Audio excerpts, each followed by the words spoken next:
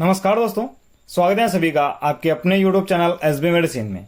आज अपन बात करने वाले हैं एल पिल किट के बारे में। एल पिल किट को लिंकन फार्मास्यूटिकल बनाता है, जिसकी प्राइस है 462 रुपये पर स्ट्रिप। इसमें 5 टेबलेट आती हैं, जिसमें जो कंटेंट लगे हैं वो हैं मिफेप्रिस्टोन 200 mg और मिजोप्रोस्टोल होता है इसमें 200 mg। इसका यूज़ आप स्पेशली डॉक्टर की सलाह से करें तो ज़्यादा बेहतर रहेगा। ये किट आपको डॉक्टर के प्रिस्क्राइब पे लगभग सभी मेडिकल स्टोर पे आपको मिल जाएगा। एल पिल किट, जिसे हम अबॉर्शन किट भी कह सकते हैं, इस किट का यूज़ अबॉर्शन करने के लिए किया जाता है, या फिर आप इसे प्रेगनेंसी टर्मिनेट करने की दवा भी कह सकते हो।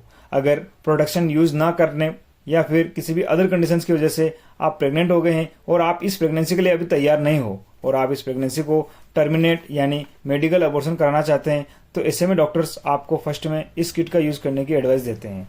ये किट 63 डेज तक की प्रेगनेंसी को इजीली टर्मिनेट कर देती हैं। पर अगर आपकी प्रेगनेंसी 63 डेज से ज़्यादा की है तो शायद ये वहाँ अपना पूरा काम नहीं कर पाएगा। अगर आप इसे यूज़ करना चाहते हैं तो इसे यूज़ करने के 3 तरीके हैं। इसमें सबसे पहला तरीका है, तो सबसे पहले आप अपनी प्रेगनेंसी टेस्ट करें और अगर आपकी प्रेगनेंसी पॉजिटिव आती है तो उसमें आपको ये करना है कि सबसे पहले आपको ये 1 टेबलेट मिफेप्रिस्टोन, आपको 1 टेबलेट सुबह खाली पेट या हल्के नाश्ते के बाद आपको सादे पानी के साथ में आपको इसे निगल लेना है और उसके 24 घंटे के बाद में आपको 1 टेबलेट मिजोप्रोस्टोल जबान के नीचे रखना है और उसे घुलने तक के लिए आपको छोड़ देना है और उसके बाद आपको पानी पी लेना है और उसके 24 घंटे के बाद आप वापस 1 टेबलेट जबान के नीचे रखें और उसे भी घुलने के लिए आप छोड़ दें। उसी तरह उसके 12 घंटे बाद आपको 1 और टेबलेट और उसके 12 घंटे बाद आपको ये लास्ट वाली टेबलेट जबान के नीचे रखना है और उसके बाद आपको पानी पी लेना है। और इसका जो दूसरा तरीका है वो है वेजाइनली यूज़ करना, यानी इसे आप वेजाइना में रखकर भी यूज़ कर सकते हो। और इसका जो तीसरा तरीका है वो उसमें है कि सबसे पहले आपको ये मिफेप्रिस्टोन यानी ये जो बड़ी वाली टेबलेट है इससे पहले दिन आपको लेना है, उसके अगले दिन ये दोनों टेबलेट एक साथ और उसके अगले दिन आपको ये दोनों टेबलेट तीसरे दिन ले लेना है।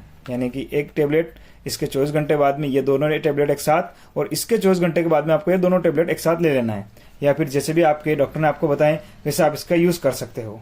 कई बार क्या होता है कि बहुत से लोग ये पूरा किट यूज़ नहीं करते हैं, सिर्फ 3 टेबलेट लेके छोड़ देते हैं या फिर 5 टेबलेट एक साथ ले लेते हैं या फिर 1 टेबलेट लेने के बाद 2 घंटे बाद ही वापस ये 2 टेबलेट ले लेते हैं।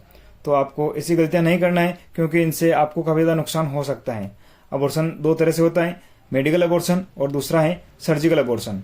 तो अगर आपकी 63 डेज के बाद सर्जिकल अबॉर्शन होता है और अगर इनसे कम डेज हैं तो ऐसे में आपको मेडिकल अबॉर्शन की हेल्प लेना पड़ती है। मेडिकल अबॉर्शन में इन टेबलेट को लेने के बाद कई बार क्या होता है कि 1 टेबलेट लेने के बाद ब्लीडिंग होने लग जाती है और अगर नहीं हुए तो बाद की ये टेबलेट लेने के बाद आपको ब्लीडिंग हो जाती है। ये ब्लीडिंग 3 दिन से 15 दिन तक चल सकती है और कुछ मैटर्स में ये ब्लीडिंग महीने भर तक भी चलती हैं। तो अगर आपको महीने भर तक ब्लीडिंग चल रही है तब ऐसे में आप अपने डॉक्टर से मिल सकते हैं, उनसे कंसल्ट कर सकते हैं।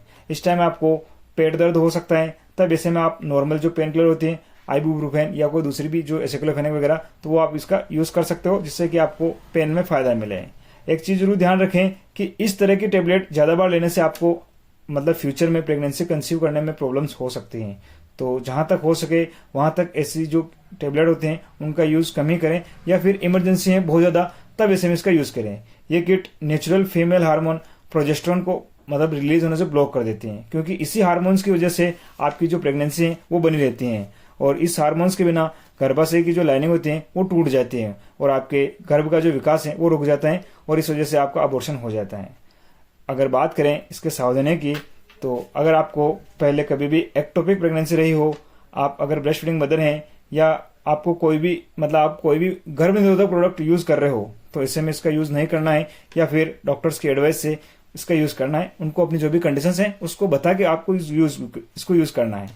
बात करें इसके होने वाले साइड इफेक्ट के बारे में, तो इसके जो कॉमन साइड आपको नजर आ सकते हैं उसमें है पेट में क्रैम्प होना, दस्त लग जाना, माहवारी के दौरान बहुत ज़्यादा ब्लीडिंग होना, क्रोनिक ब्लड लॉस की समस्या आपको हो सकती है, गर्भाशय में सिकुड़न हो जाना और आपको नोजिया या वोमिटिंग की समस्या हो सकती है।